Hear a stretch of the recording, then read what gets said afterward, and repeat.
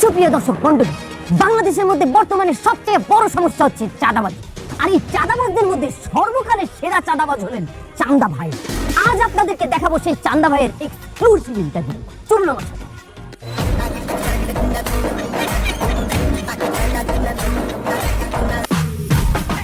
Excuse me sir, আপনি তো বাংলাদেশের সবথেকে বড় চাঁদাবাজ।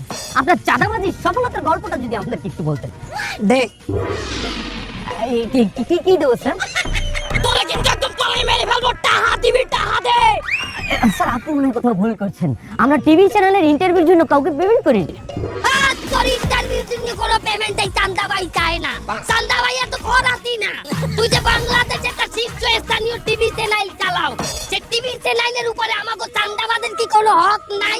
তোমার চ্যানেলের নামটা কি কি জানো? 46 নাকি? এক্সকিউজ মি স্যার, ওটা 46 নয় 24। একদম 24 হোক আর 28 হোক, চান্দা তোমার দেওয়াই লাগবে। কান খুলে শুনে রাখো, যেই সরকারি ক্ষমতায় আসুক বাংলাদেশের মানুষের এই চান্দা বাইরে চান্দা দেওয়াই লাগবে, ঠিক কি না বলো? আপনি কিন্তু ভুলে যাচ্ছেন, আমাদের দেশে আইন আছে, আমাদের দেশে পুলিশ আছে। আর তোর পুলিশ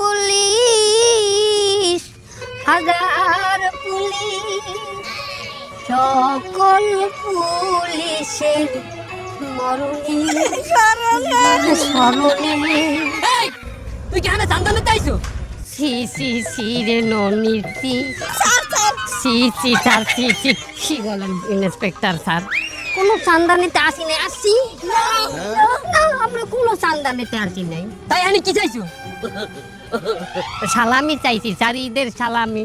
সাংবাদিকের কাছে আমাকে ঈদের সালামি দে, আমাকে তো কোনো সালাদুল্লা পায় না। চান্দা দেবে, সালামি দেবে।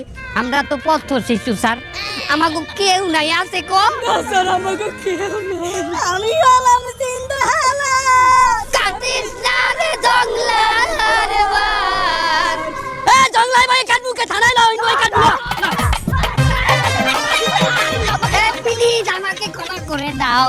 এ প্লিজ, তোরা কখনো ভয় করিস না।